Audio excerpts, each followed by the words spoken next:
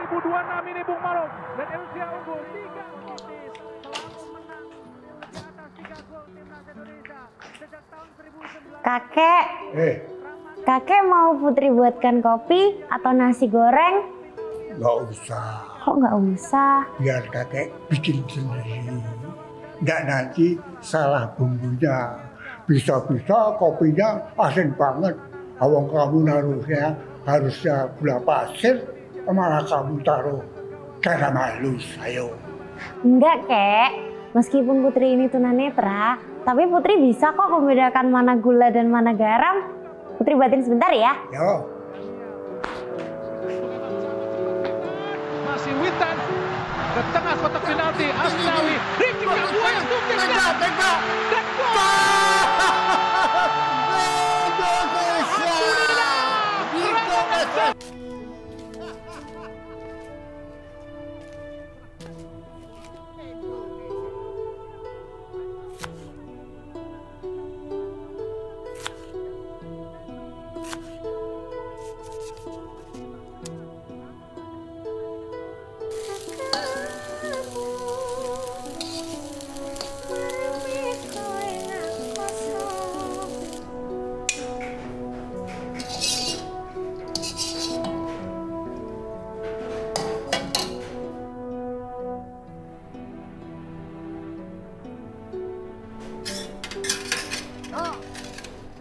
Jangan lupa lo ya. Nasi gorengnya jangan pedes-pedes. Kopinya nggak usah pakai gula. Iya, Kek. Putri tahu kok kesukaan kakek.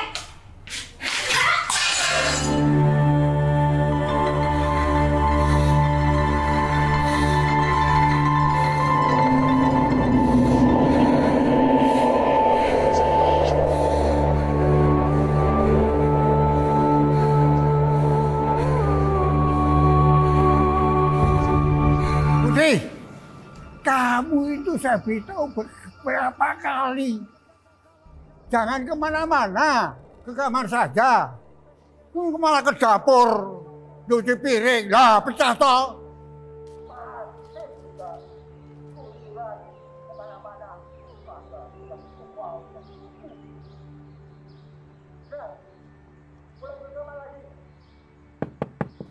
Ya, siapa? Sebentar ya.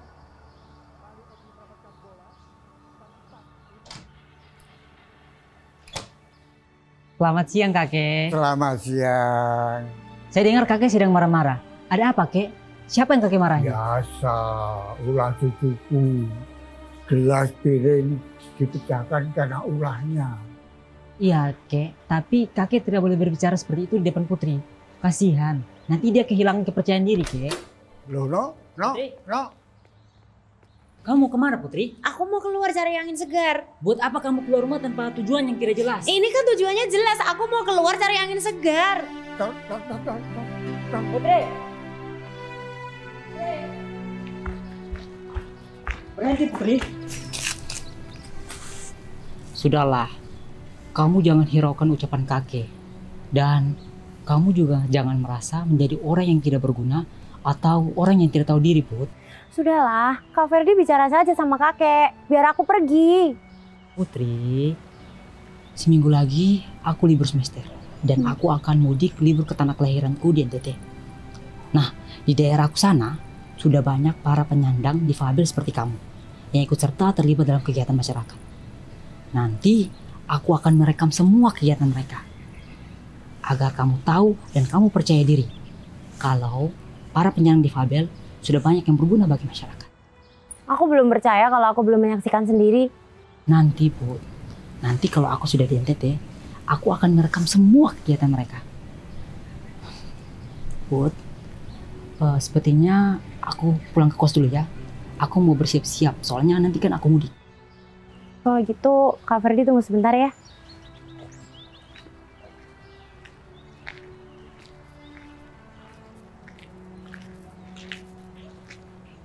Put, Ini untuk Kak Ferdi. ini baju apa, Putri? Itu namanya surjan, baju khas dari orang Jawa. Nanti kalau Kak Ferdi pulang ke NTT dipakai ya. Sekalian buat oleh-oleh papa di NTT. Supaya kita memahami budaya satu sama lain. Terima kasih banyak ya Putri. Sama-sama. Pasti bapakku sangat senang sekali. Putri. Ya. Sebelum aku kembali ke kos, aku ajak kamu keliling kota Jogja. Kamu mau gak? Mau dong. Oke. Tunggu ya, aku ambil motorku dulu ya. Iya, jangan lupa sarjanya dipakai ya. Ya, siap-siap.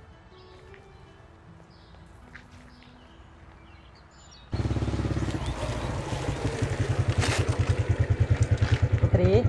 Iya. Nah, sebelum kita jalan, kamu pakai helm dulu supaya aman. Oke.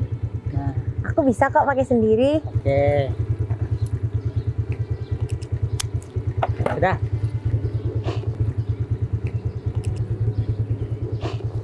Sudah. Jangan ya. Iya. Ya.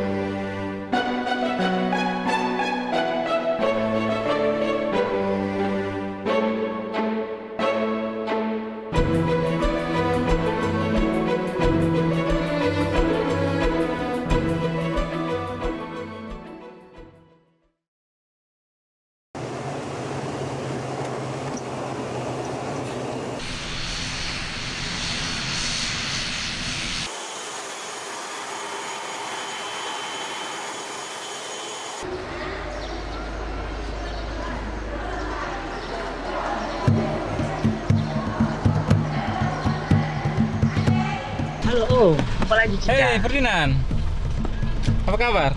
Baik, Ayo kita jalan. siap-siap. Alor merupakan salah satu kabupaten di Provinsi Nusa Tenggara Timur. Kabupaten Alor memiliki wilayah seluas 2.928,88 km persegi. Setidaknya ada 3 pulau besar dan 6 pulau kecil yang terdapat penduduknya.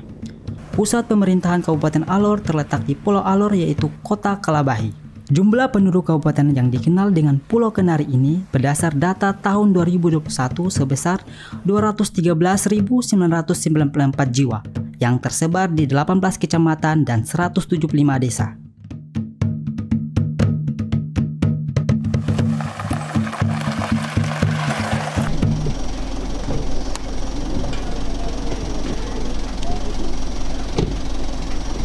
Halo Mama. Halo Ferdinand.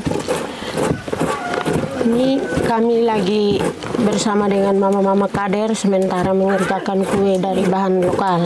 Jadi Putri, di salah satu desa di Pegunungan Alor Selatan, ada seorang difabel yang aktif membantu membuat kue untuk makanan tambahan bagi balita di desanya. Namanya Priscilla Letsa, yang biasa dipanggil Mama Kila, tinggal di desa Subo. Mama, bagaimana ceritanya Mama Kila bisa membuat kue? Mama Kila mengikuti pelatihan dari CDBTSDA. Sekembalinya dari pelatihan, Mama Kila tidak tinggal diam. Dia selalu terapkan ilmu yang dia terima dan dia selalu membuat bahan-bahan lokal untuk menjadi kue.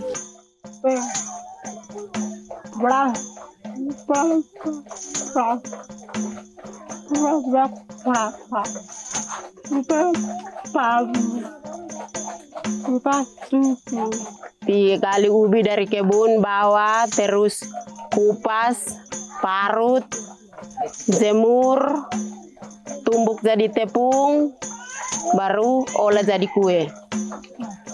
Ketika sampai jam posyandu, Mama Kila bawa kue ini untuk diberi PMT supaya meningkatkan gizi anak-anak dan ibu hamil. UPKM CDBT Yakum selama lebih dari 2 tahun telah melakukan intervensi program untuk meningkatkan kualitas pelayanan posyandu di 30 desa di Kabupaten Alor, Malaka, dan Sumba Timur. Upaya awal yang dilakukan yaitu meningkatkan inisiatif kesehatan dan dukungan sosial secara swadaya. Semua desa mitra telah menunjukkan swadaya inisiatif kesehatan dan dukungan sosial. Antara lain berupa pemanfaatan bahan pangan lokal berupa pengembangan kebun gizi dan pemberian makanan tambahan atau PMT berbahan lokal. Pengembangan herbal berupa pembuatan kebun tanaman obat dan produksi ramuan herbal. Ada juga peningkatan jumlah dan kualitas sarana sanitasi, penanganan penyakit menular seperti tuberkulosis dan pencegahan penyakit tidak menular. Posyandu merupakan bagian dari pelayanan dasar di desa yang strategis dalam upaya peningkatan kesehatan ibu dan anak. Bentuk inisiatif kesehatan berkaitan dengan pelayanan posyandu yang mendapatkan intervensi program, yaitu muncul kesadaran masyarakat untuk membuat kebun pangan lokal, baik oleh individu maupun kelompok. Sebagian hasil panen kebun gizi dan kolam ikan diberikan untuk keluarga yang memiliki anak gizi buruk, gizi kurang, dan stunting. Mulai berkembang juga kegiatan keluarga yang memiliki balita untuk membuat kebun gizi di pekarangan rumah.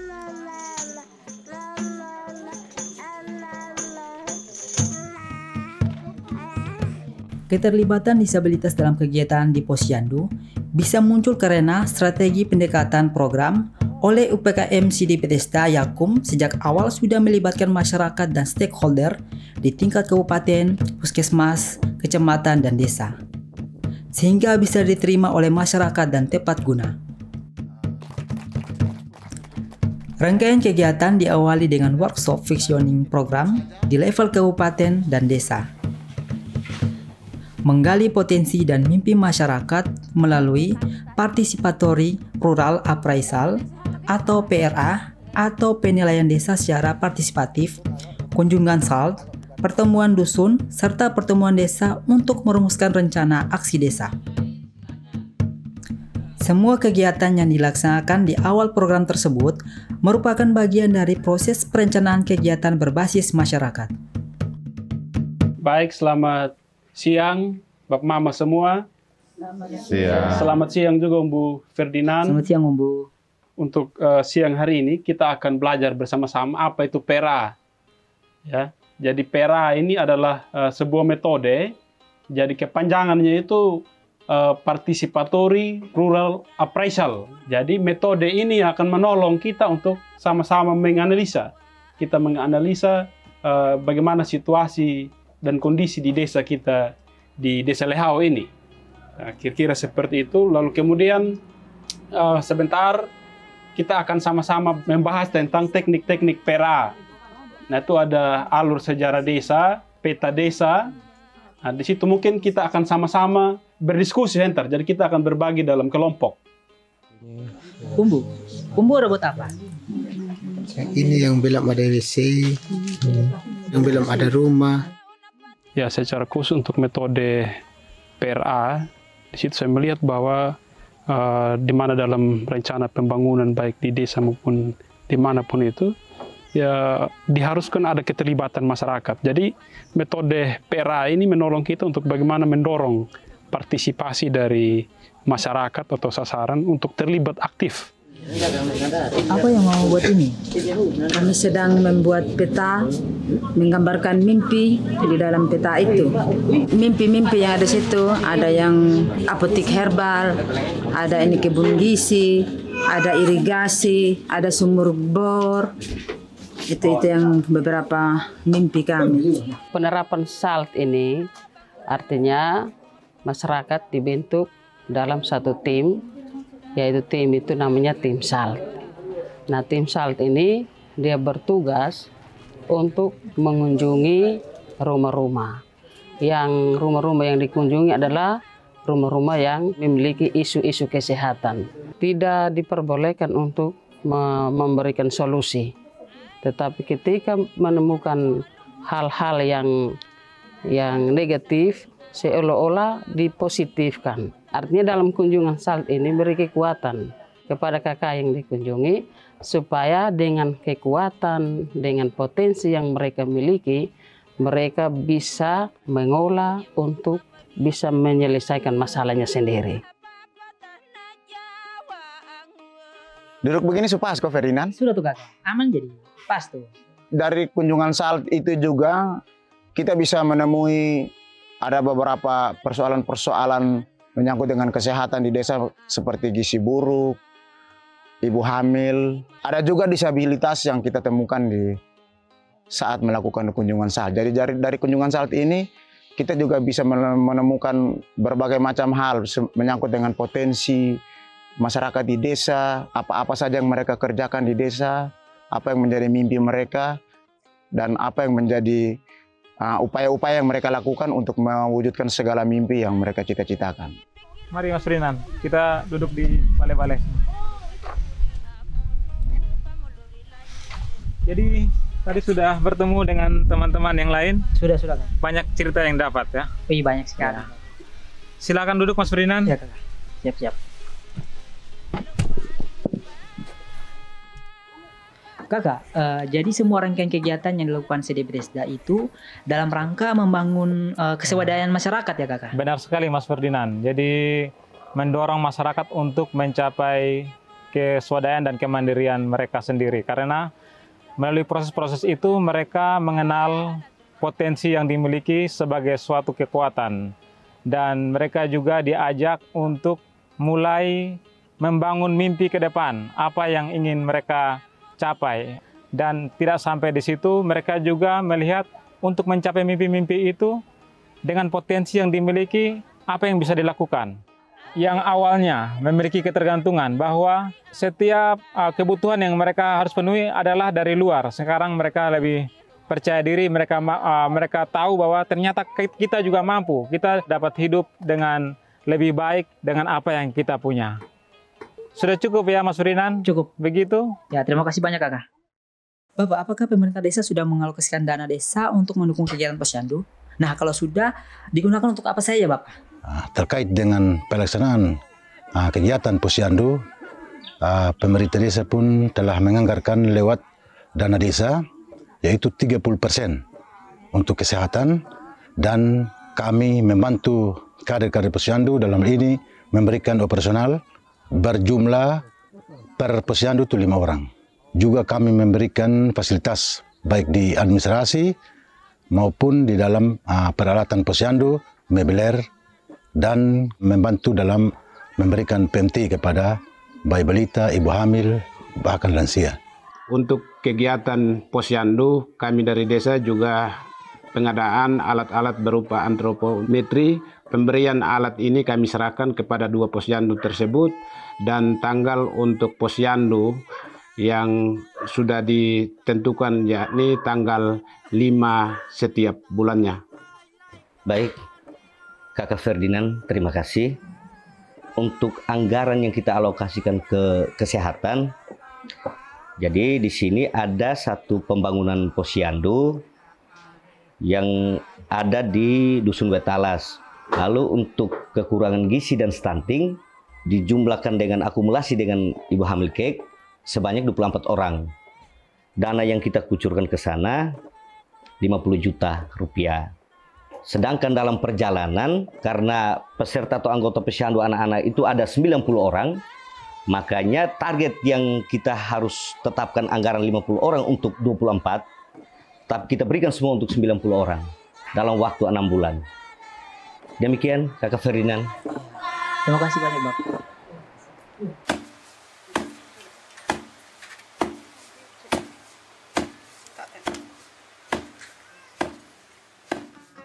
Ferdinand, ini buatan tepung pisang untuk buat kue bruas. Melalui pelatihan pengolahan pangan lokal yang difasilitasi oleh UPKM CD Bethesda Yakum, peserta dapat membuat produk-produk pangan berbahan lokal seperti koya singkong, kaldu ayam, ongol-ongol, bolu pisang, sempol ayam, kering ubi, brownies kelor, bubur pure ubi ungu, abon ikan, dan emping Garut. Peserta juga dapat membuat penyedap rasa sendiri dan membuat tepung pisang, tepung kelor, tepung mokaf, dan kasava. Permisi. Slowo. Anggur. Ferdinand.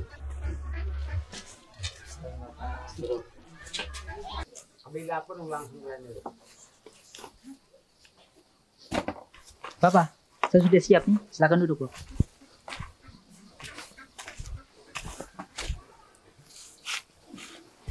Bapak boleh cerita bagaimana Bapak membuat kloset? Pasir 1 ember, ini semen 1 ember, pasir ambil juga di pantai, pasir pantai, campur dengan pasir alam, Saya gali di depan rumah sini. Kalsium 2 gayung campur. Kemudian saya campur, diaduk sampai matang.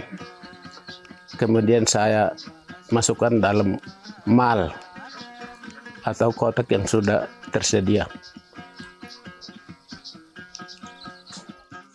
Mas Ferdinand, saya mau kasih tunjuk kloset dari Bapak Ilang yang sudah pasang. Oh, mana Bapak?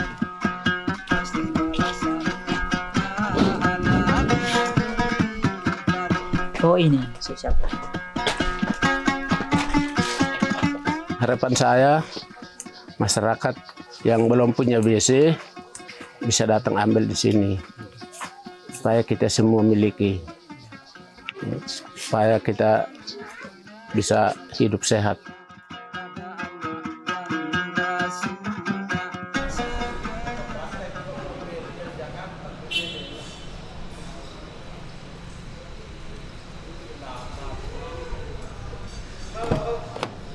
Halo Kak Nando. Halo Berina, ayo kita lanjut malam. Oke, siap Kak Nando.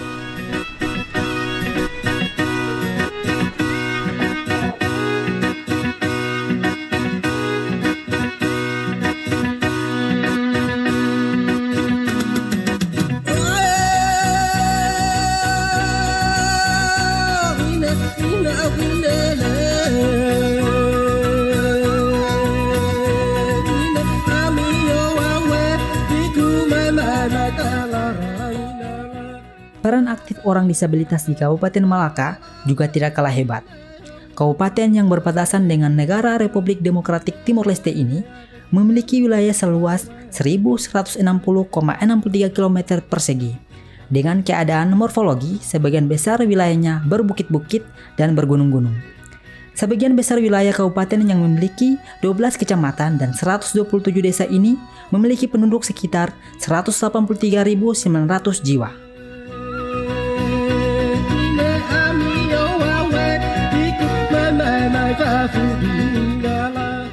Jadi Putri, di Kabupaten Malaka ada 2 anak difabel, kakak beradik, Dentiana Hoar dan Juwita, aktif mengembangkan kebun sayur organik, meski memiliki keterbatasan gerak akibat kendala fisik. Bulan April 2022, Dentiana dan Juwita bersama kedua orang tuanya memutuskan untuk mencoba menggarap pekarangan rumah yang mereka miliki untuk menanam sayur. Saya suka menanam sayur untuk rumah tangga. Saya jual untuk biaya adik saya kasih di ibu tetangga, ibu Hani dan Baita. Terus kakak tanam sayur apa saja? Sayur kangkung, labu, dan terong. Usaha mereka tidak sia-sia. Panen pertama pun mereka dapatkan. Sebagian hasil pertama mereka Putri, ini mereka konsumsi untuk keluarga dan sebagian dijual di pasar. Hasil penjualan bisa mendapatkan uang sebanyak 265.000. Uang itu dipakai untuk membeli kebutuhan dalam rumah dan kebutuhan sekolah adiknya. Kami yang terbatas fisik bisa menanam sayur. Seharusnya yang sehat lebih mampu dan semangat.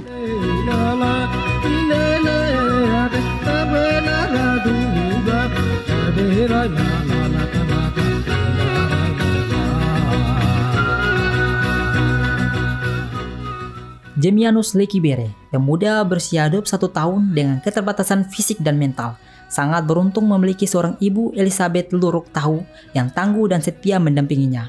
Saat tim SALT Desa Rabasabiris berkunjung ke rumahnya, ada mimpi dari keluarga agar Jemi bisa memelihara ayam, yang kemudian diwujudkan dengan inisiatif keluarga membuat kandang ayam, dan selanjutnya UPKM CD Bethesda Yakum memberi support sepasang ayam kampung. Mas Jemi ini kekurangan bicaranya, kalau kita omong dia mengerti, tapi saat menjawab itu tidak bisa.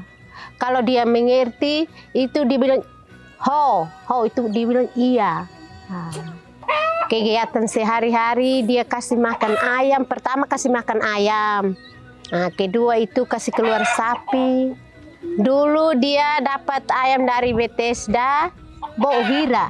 2. Lalu 5 toh. Dulu 2 jadi 5 jadi banyak. Oh banyak ya? Akhirnya untuk apa saja ya Mama? Oh manu neti hasa. Paen. Oh dia bilang mau jual. Hano untuk makan juga. Mas Jemi biarpun dia bicara tidak tahu tapi sangat rajin kerjanya itu. Buat teman-teman yang punya keterbatasan, tetaplah semangat seperti Kakak Jemi. Semangat, semangat, semangat.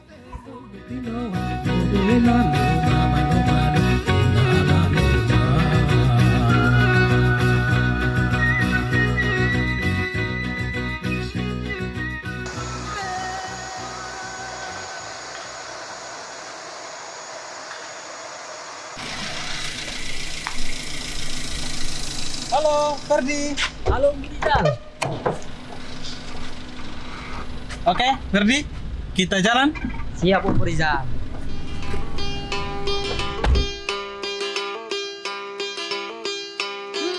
Keterlibatan aktif orang dengan disabilitas dalam kegiatan peningkatan kualitas kesehatan di desa juga ada di Sumba Timur. Kabupaten Sumba Timur merupakan salah satu kabupaten yang berada di Pulau Sumba, Nusa Tenggara Timur. Luas wilayah Kabupaten Sumba Timur adalah 7.000,5 km persegi atau 700.050 hektar.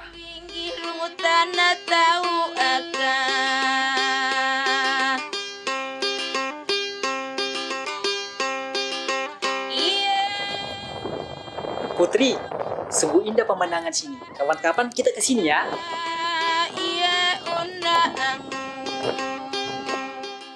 Sekitar 40% kabupaten dengan 22 kecamatan, 16 kelurahan, dan 140 desa ini merupakan daerah berbukit terjal, terutama di daerah bagian selatan, di mana lereng-lereng bukit tersebut merupakan lahan yang cukup subur. Sementara daerah bagian utara berupa dataran yang berbatu dan kurang subur. Jumlah penduduk di Kabupaten Sumba Timur tahun 2018 sebanyak 255.601 jiwa.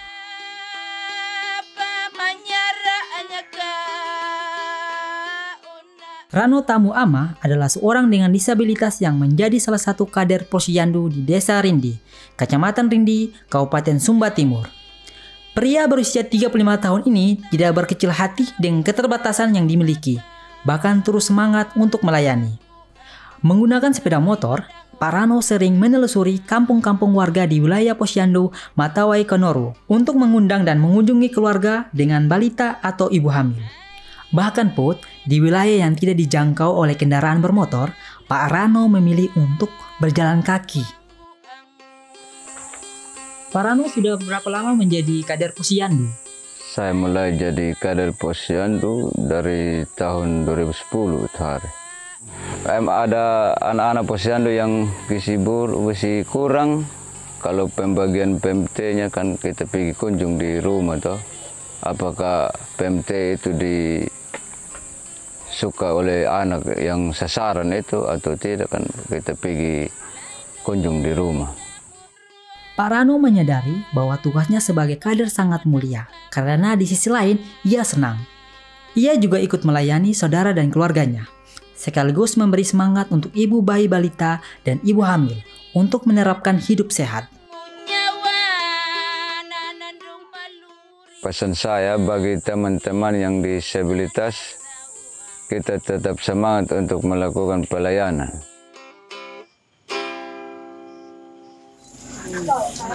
Bapak, ini ada kenang-kenangan dari Putri. Ini sorjan dari Jawa. Terima kasih, Putri. Hati-hati di jalan. Iya, Putri pamit dulu ya Bapak. Dadah semuanya, dadah semuanya.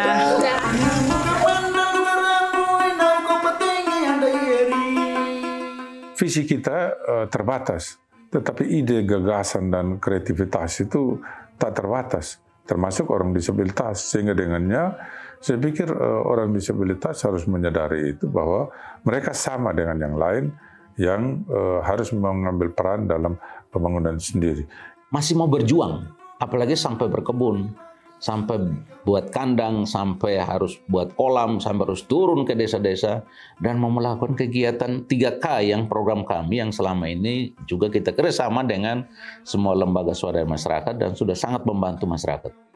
Yayasan Sidi Bethesda ini sudah mulai melakukan beberapa kegiatan nyata khusus untuk kaum difabel ini. Jadi dengan cara ya mungkin memberikan pendidikan, memberikan pengetahuan kepada mereka, bagaimana supaya mereka itu bisa mandiri dalam keterbatasannya. Disabilitas bukanlah perbuatan manusia.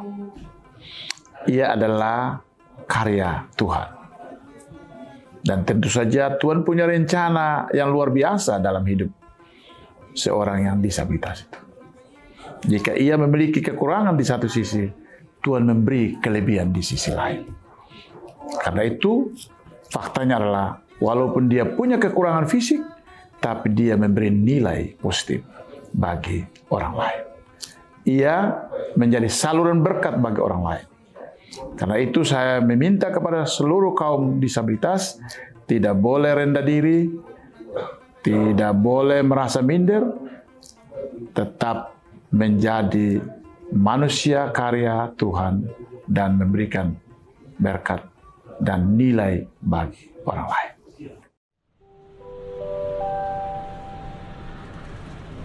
Perhatian, panggilan terakhir penumpang pesawat Garuda Indonesia dengan nomor penerbangan GA878 tujuan Incheon dipersilahkan segera naik ke pesawat udara melalui pintu 2B. Terima kasih. Your attention please. Putri? Hah? Rupanya kamu nunggu aku di sini. Iya, akhirnya Kak Ferdi datang juga. Oh ya udah. Bagaimana kabarmu Putri? Kabar aku baik. Oh ya. Putri, sebenarnya aku sudah merekam dan live streaming semua kegiatan para penyandang difabel di Alor. Dan orang-orang seperti kamu memiliki kontribusi yang sangat besar bagi masyarakat. Kalau gitu kita pulang aja yuk. Nanti sampai rumah aku langsung mau nonton ulang live streaming YouTube Kak Ferdi. Oke, kalau begitu. Aku sangat senang kalau kamu sudah mampu mau menonton live streamingku. Tentu saja, seperti biasa aku harus berdekatan dengan layar supaya aku bisa melihatnya. Aku bersyukur banget sebagai tunanetra low vision yang masih memiliki sedikit sisa penglihatan, aku bisa turut menyaksikan perjuangan teman-teman di luar sana. Oh, oke. Kalau begitu, aku pesan ojek online dulu supaya kita pulang ke kosku. Nggak usah Kak, Putri bisa pesen kok.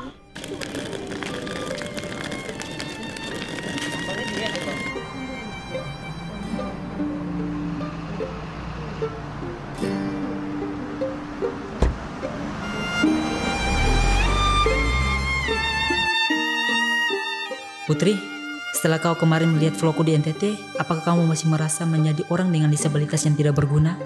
Tidak, aku akan mendedikasikan sisa hidupku untuk masyarakat. Karena aku orang malam yang tidak pernah takut dengan kegelapan. Aku akan taklukkan kegelapan ini menjadi terang benderang.